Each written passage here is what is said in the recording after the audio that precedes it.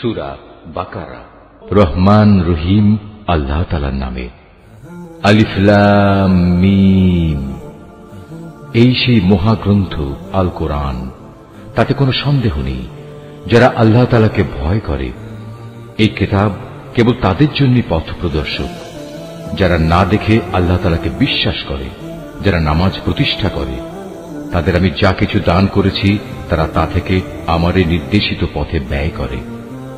যারা তোমার উপর যা কিছু নাজিল করা হয়েছে তার উপর ঈমান আনে তোমার আগে নবীদের উপর যা কিছু নাজিল করা হয়েছে তার উপর।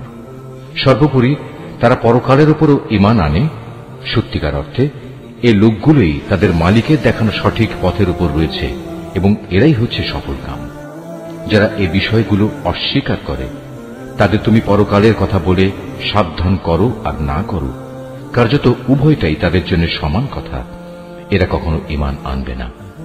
ক্রমাগত কুফরি করার কারণে আল্লাহ তাআলা তাদের মন, মগজ ও শ্রবণ শক্তির উপর মোহর মেরে দিয়েছেন। এদের দৃষ্টিশক্তির উপরও এক ধরনের আবরণ পড়ে আছে।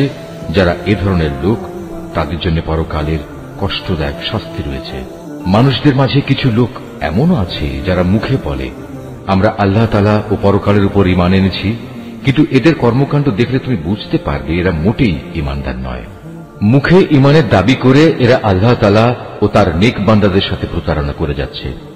মূলত এ কাজের মাধ্যমে তারা অন্য কাউকে নয়, নিজেদেরই ধোঁকা দিয়ে যাচ্ছে, যদিও এ ব্যাপারে তাদের কোনো প্রকারের চৈতন্য নেই।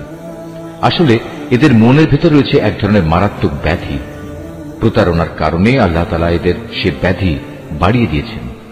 তাদের জন্য রয়েছে আল্লাহ তাআলার পক্ষ থেকে পীড়াদায়ক আযাব, কেননা তারা মিথ্যা বলছিল। তাদের যখন বলা হয় তোমরা এই শান্তিপূর্ণ জমিনে অশান্তি ও বিপর্যয় সৃষ্টি করো না, তখন তারা বলে না, আমরাই তো বরং সংশোধনকারী।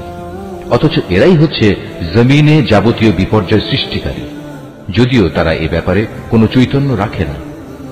তাদের যখন বলা হয় অন্য লোকেরা যেমন ঈমান এনেছে তোমরাও তেমনি ভাবে ঈমান আনো, তারা বলে হে নবী, তুমি কি চাও আমরাও নির্বোধ লোকদের মতো ঈমান আনি? আসলে নির্বোধ তো হচ্ছে এরা নিজেরাই, যদিও তারা এই কথাটা জানে না। মুনাফিকদের অবস্থা হচ্ছে তারা যখন ঈমানদার লোকদের সাথে মিলিত হয় তখন বলে আমরা ঈমান এনেছি, আবার যখন একাকী তাদের শয়তানদের সাথে মিলিত হয় তখন বলে আমরা তো তোমাদের সাথেই আছি।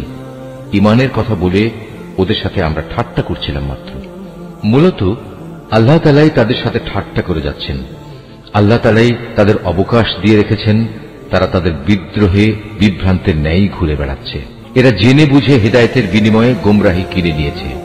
তাদের এ ব্যবসাটা কিন্তু মোটেই লাভজনক হয়নি এবং এরা সঠিক পথের অনুসারীও নয়। এদের উদাহরণ হচ্ছে সে হতভাগ্য ব্যক্তির মতো যে অন্ধকারে আগুন জ্বালাতে চাইল, যখন তা তার গোটা পরিবেশটাকে আলোকোজ্জ্বল করে দিল, তখন হঠাৎ করে আল্লাহ তাআলা তাদের কাছ থেকে আলোটুকু ছিনিয়ে দিলেন এবং তাদের এমন অন্ধকারে ফেলে রাখলেন যে তারা কিছুই দেখতে পেল না। এদের অবস্থা হচ্ছে এরা কানেও শোনে না, চোখেও দেখে না, মুখ দিয়ে কথাও বলতে পারে না। অতএব এসব লোক সঠিক পথের দিকে ফিরে আসবে না। অথবা এদের উদাহরণ হচ্ছে আসমান থেকে নেমে আসা বৃষ্টির মতো, এর মাঝে রয়েছে আবার অন্ধকার, মেঘের গর্জন ও বিদ্যুতের চমক। বিদ্যুৎ গর্জন ও মৃত্যুর ভয়ে এরা নিজেদের কানে নিজেদের আঙুল ঢুকিয়ে রাখে। এরা জানে না আল্লাহ তাআলা কাফেরদের সকল দিক থেকেই ঘিরে রেখেছেন, তাতে এদের অবস্থা নাজুক হয়ে পড়ে। মনে হয় এখনই বিদ্যুৎ এদের চোখ নিষ্প্রভ করে দেবে। এই আতঙ্কজনক অবস্থায় আল্লাহ তাআলা যখন এদের জন্য একটু আলো জ্বালিয়ে দেন তখন এরা সেদিকে চলতে থাকে। আবার যখন তিনি তাদের উপর অন্ধকার চাপিয়ে দেন তখন এরা একটু থমকে দাঁড়ায়। অথচ আল্লাহ তাআলা চাইলে সহজেই তাদের শোনার ও দেখার ক্ষমতা ছিনিয়ে নিতে পারতেন। নিশ্চয়ই তিনি সর্বশক্তিমান।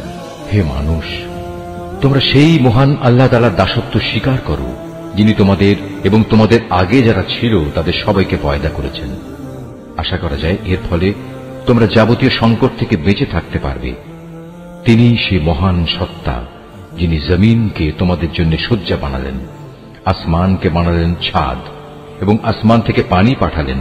তার সাহায্যে তিনি নানা প্রকারের ফলমূল উৎপাদন করে তোমাদের জীবিকার ব্যবস্থা করলেন। অতঃপর তোমরা জেনে বুঝে এসব কাজে আল্লাহ তাআলার সাথে কাউকে শরীক